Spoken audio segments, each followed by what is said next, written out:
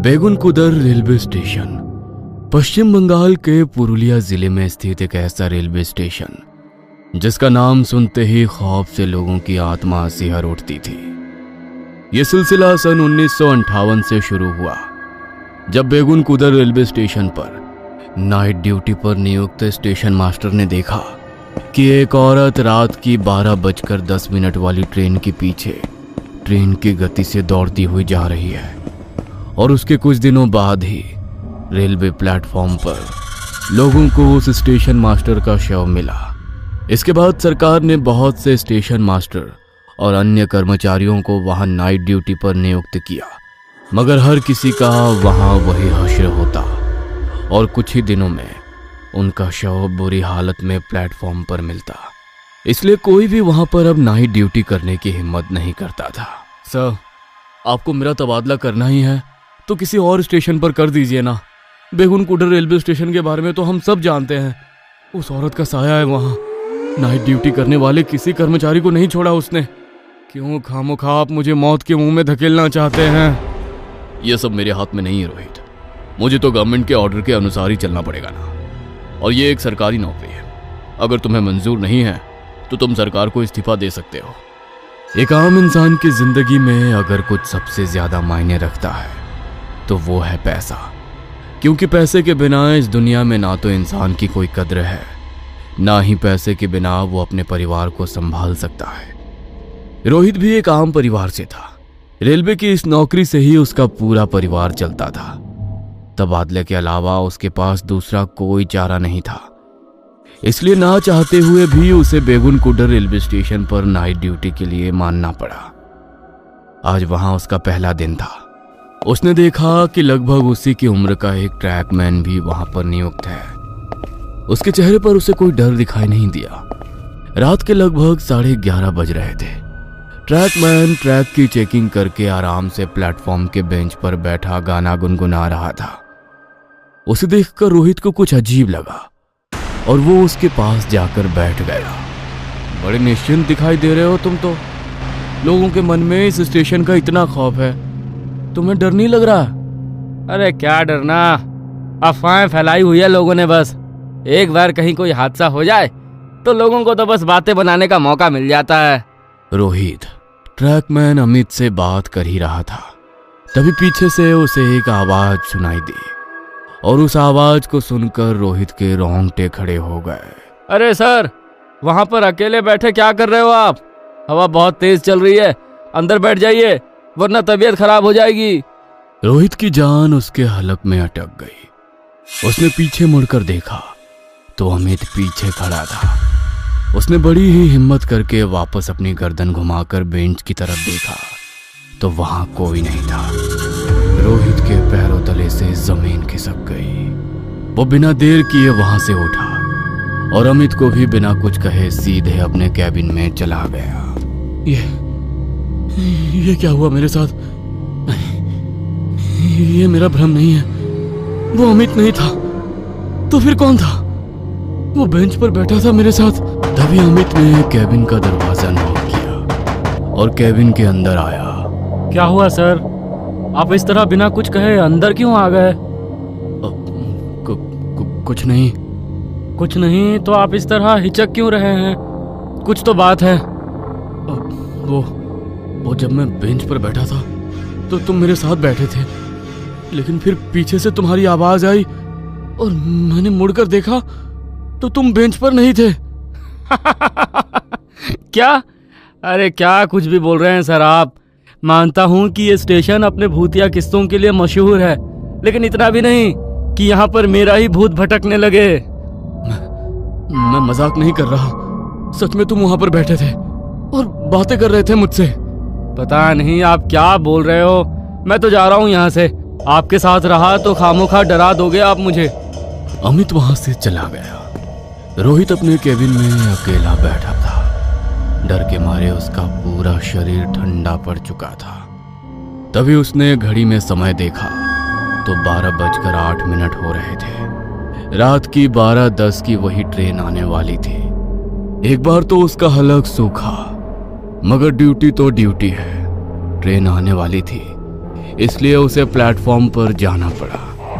12:10 पर ट्रेन वहां आकर रुकी। सब कुछ बिल्कुल सामान्य चल रहा था। ट्रेन भी वहां से रवाना होने वाली थी।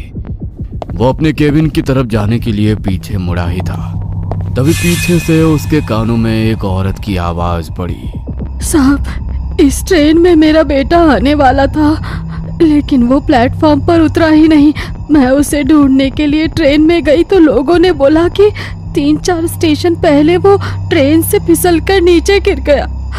ऐसा हो ही नहीं सकता। आप मेरे बेटे को ढूंढने में मेरी मदद कीजिए ना साहब। वो आवाज सुनकर रोहित पीछे की तरफ मुड़ा तो सफेद साड़ी पहनी एक औरत उसके सामने खड़ी थी। उसका पूरा चेहरा इस हद तक झुर्रियों से भरा था जैसे वो ना जाने कितनी बूढ़ी हो। उसे देखकर रोहित को उस पर तरस आ गया। आप चिंता मत कीजिए, आप अपने बेटे का नाम बताइए, मैं अभी इंक्वायरी करके आपको बताता हूँ। रोहित की बात सुनकर उसके चेहरे पर एक अजीब सी मुस्कुराहट छा गई। तभी वहां से ट्रेन जाने का टाइम हो गया। ट्रेन ने जाने के लिए जैसे ही वहां हॉर्न दिया तो वो औरत ट्रेन की तरफ भागने लगी। रोहित ने उसे रोकने की कोशिश की, मगर अगले ही पल उसने जो देखा वो देखकर उसकी आंखें फटी की फटी रह गई। वो औरत जिसका पूरा चेहरा झुर्रियों से भरा था, वो ट्रेन की बढ़ती गति के साथ उसी बेग से उसके साथ भागने लगी। यह नजारा देखकर रोहित के दिल की धड़कन इतनी तेज हो गई जैसे अभी उसे दिल का दौरा पड़ जाएगा। उसे अपनी आंखों पर यकीन नहीं हो रहा था। एक ही दिन में आज उसके साथ ये दूसरा हादसा हुआ था। जैसे तैसे उसने खुद को संभाला और अपने केबिन को लॉक करके अंदर चेयर पर बैठ गया। उसने अपने मन में भगवान का नाम जपना शुरू किया और जैसे तैसे करके उसने वहां वो रात बिताई। वो सुबह अपनी शिफ्ट पूरी करके अपने क्वार्टर पर पहुंचा। पूरी रात ना सोने की वजह से उसकी आंखों में नींद भरी थी, मगर आंखों में कल रात का डर इतना था कि आंखें बंद करते ही उसे वही सब नजारा अपनी आंखों के सामने दिखाई दे रहा था। कहाँ फंस गया मैं? ना तो ये नौकरी छोड़ सकता हूँ और यहाँ पर नौकरी की तो पता नहीं कब जान से हाथ धोना पड़े। कुछ समझ नहीं आ रहा। रोहित अपनी आज रात की शिफ्ट पर नहीं जाना चाहता था। उसने सीनियर को कॉल करके छुट्टी के लिए रिक्वेस्ट की, लेकिन कल ही उसका वहां पर तबादला हुआ था, इसलिए सीनियर ने उसे छुट्टी देने के लिए मना कर दिया। वह नींद भरी आंखों के साथ 10 बजे अपनी शिफ्ट पर पहुंचा तो अमित भी वहां पर आ चुका था। अमित ने उसके चेहरे की तरफ देखा तो उसे वो कुछ परेशान लगा। क्या हुआ सर? बहुत परेशान लग रहे हो आप। देखकर तो लग रहा है आपकी नींद भी पूरी नहीं हुई है। दिन में सोए नहीं क्या आप? सोता तो तब जब कल रात का वह हादसा मुझे सोने देता। यहाँ पर उस औरत के बारे में फैली हुई बातें अफवाह नहीं है।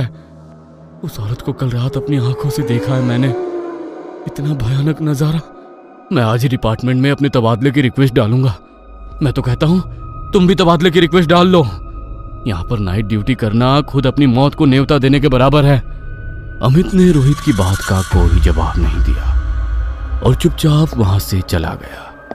रोहित अपना केबिन बंद करके शांत बैठा था। तभी उसके केबिन में लगे फोन पर एक कॉल आई। हेलो रोहित, मैं महेंद्र बोल रहा हूँ।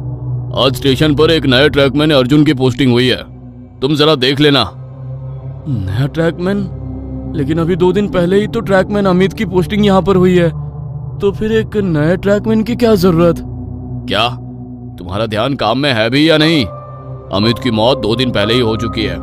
2 दिन ट्रैक पर ट्रैकमैन नहीं था और तुम्हें इस बारे में पता ही नहीं है? नहीं सर, आपको जरूर कोई गलतफहमी हुई है। अभी थोड़ी देर पहले ही तो अमित मेरे केबिन में था, मुझसे बात कर रहा था। क्या? ये कैसे पॉसिबल है? रात को ड्यूटी पर नशा करके बैठे हो क्या? तुम्हारे केबिन में कल रात का अखबार पड़ा होगा, खोलकर ध्यान से पढ़ो उसे। महेंद्र सर ने कॉल कट कर दी, मगर उनकी बात सुनकर रोहित के होश हो चुके थे। वो उठकर कल का न्यूज़पेपर ढूंढने के लिए हिम्मत नहीं कर पा रहा था, मगर उसे सच जानना था, इसलिए उसने अपने डेस्क के ड्रॉअर से कल का न्यूज़पेपर निकाला और उसके पहले ही पन्ने पर उसने जो देखा वो देखकर उसकी सांसें अटक गईं। ये कैसे पॉसिबल है? भला 2 दिन पहले मरे हुए इंसान के साथ मैं कैसे बात कर सकता हूं? ये सब क्या हो रहा है मेरे साथ? खौफ के मारे रोहित की आंखों में आंसू आ चुके थे। अपनी मौत उसे उस स्टेशन के प्लेटफॉर्म पर मंडराती हुई नजर आ रही थी। तभी अचानक उसके केबिन के दरवाजे पर एक जोर की दस्तक हुई और उसकी सांसें और तेज हो गई। मगर फिर भी रोहित ने हिम्मत करके लड़खड़ाती हुई आवाज में पूछा, कौन है? कौन है बाहर? सर, मैं अर्जुन, नया ट्रैकमैन। महेंद्र सर ने कहा था स्टेशन जाकर आपसे मिलने के लिए। अच्छा ठीक है, मैं दरवाजा खोलता हूँ।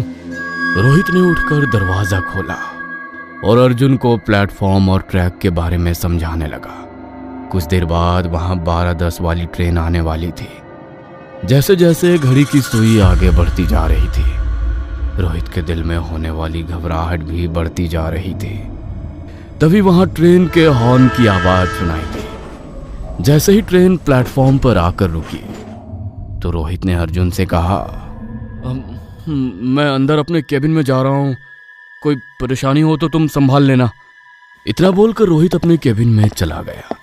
केबिन में लगे खिड़की से वो बाहर की तरफ ही लगातार झांक कर देख रहा था। कुछ देर तक सब कुछ सामान्य रहा तो रोहित इन सब चीजों से ध्यान हटाकर अपने काम में लग गया। लेकिन तभी थोड़ी देर बाद उसे अर्जुन की जोरदार चीख सुनाई दी। उसने खिड़की से झांक कर देखने की कोशिश की, मगर उसे अर्जुन कहीं भी नहीं दिखाई दिया। वो बिना कुछ सोचे समझे अपने केबिन से बाहर निकल गया और आज फिर वो उसी से रूबरू हो गया जिससे वो खुद को बचाना चाहता था। वही औरत ठीक उसके सामने से निकलकर ट्रेन के पीछे दौड़ने लगी। तभी रोहित के कंधे पर किसी ने हाथ रखा। रोहित डरकर इतनी जोर से चिल्लाया कि पूरे स्टेशन पर उसकी चीख की आवाज गूंज उठी। क्या हुआ सर? मैं हूं अर्जुन, माफ कीजिएगा, मैंने इस तरह आपके कंधे पर हाथ रखा। लेकिन आप प्लेटफॉर्म पर इतने आगे क्यों जा रहे हो? बारिश की वजह से पूरा प्लेटफॉर्म गीला है, अगर पैर फिसल गया तो दिक्कत हो जाएगी। आप जाकर अपने कैबिन में बैठ जाइए, मैं अभी 2 कप चाय लेकर आता हूँ, दोनों साथ में बैठकर पियेंगे। अर्जुन चाय लेने के लिए वहां से चला गया और रोहित वापस अपने केबिन में आकर बैठ गया। वो काफी देर तक अर्जुन का इंतजार करता रहा, मगर अर्जुन वहां नहीं आया। कहाँ रह गया ये? बोलकर गया था अभी थोड़ी देर में आ रहा हूँ, आधे घंटे से चाय ही बनवा रहा है क्या ये? रोहित बोर हो रहा था, इसलिए वो अपनी चेयर को गोल गोल घुमाने लगा। तभी उसका ध्यान नीचे फर्श पर पड़ा। उसके केबिन के अंदर ही फाइल्स के लिए एक आर्काइव रूम बनाया हुआ था। रोहित ने देखा कि आर्काइव रूम के अंदर से खून बहकर बाहर फर्श पर फैल रहा है और अंदर से एक बड़ी ही अजीब आवाज आ रही है। आर्काइव रूम से खून? समझ नहीं आ रहा है, ये मेरा वहम है या हकीकत?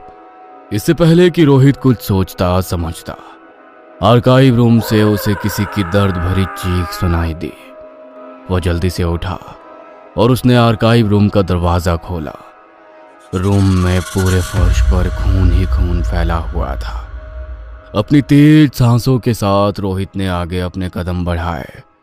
तभी उसके सर पर खून की कुछ बूंदें टपक कर गिरी। उसने ऊपर छत की तरफ देखा तो ऊपर से अर्जुन का खून से भरा शव सीधा उसके ऊपर आकर गिरा। वह बुरी तरह चीखा। उसने हड़बड़ाते हुए अपनी पूरी जान लगाकर अर्जुन के शव को दूर फेंका और भागता हुआ आर्काइव रूम से बाहर निकलकर अपने केबिन से बाहर भाग गया। उसके कपड़े बुरी तरह खून से सने हुए थे। तभी फिर से उसे अपने कंधे पर किसी का हाथ एहसास हुआ। उसने डर से भरे अपने चेहरे को पीछे की तरफ घुमाया तो घबराहट के मारे उसकी आंखें यूं ही जमकर रह गई। वही सफेद साड़ी वाली औरत ठीक उसके सामने खड़ी थी और उसके चेहरे पर एक अजीब सी मुस्कुराहट थी। तूने तो कल कहा था कि तू मेरी मदद करेगा, लेकिन मेरा बेटा तो मुझे अभी तक नहीं मिला। रोहित उससे बचने के लिए वहां से भागना चाहता था। उसने अपने कदम पीछे किए और जैसे ही वो भागने के लिए पीछे की तरफ मुड़ा तो प्लेटफॉर्म पर बारिश की वजह से फिसलन होने के कारण उसका पैर फिसल गया और वो सीधा रेलवे ट्रैक पर जा गिरा। उसका सर पटरी पर इतनी जोर से लगा कि मौके पर ही उसकी मौत हो गई। अगली सुबह प्लेटफॉर्म पर लोगों का जमावड़ा लगा था। एम्बुलेंस अर्जुन और रोहित के शव को वहां से लेकर जा रही थी। बेगुन को उधर रेलवे स्टेशन पर नाइट ड्यूटी करने वाले हर कर्मचारी की तरह पिछली रात उन दोनों की भी मौत हो चुकी थी। सन 1958 से लेकर 1967 तक ये हादसे इसी तरह वहां पर होते रहे। इन असाधारण गतिविधियों के कारण सरकार ने इस स्टेशन को बंद करवा दिया, लेकिन साल 2009 में बहुत सावधानी के साथ फिर से इसे शुरू किया गया। मगर जो भी लोग आज भी ट्रेन में रात के समय वहां से गुजरते हैं, उनका कहना है कि आज भी वो औरत रात की उस ट्रेन के पीछे उसी तरह भागती है और आज भी अपने बेटे को उस प्लेटफॉर्म पर ढूंढने के लिए वो हर रात वहां आती है।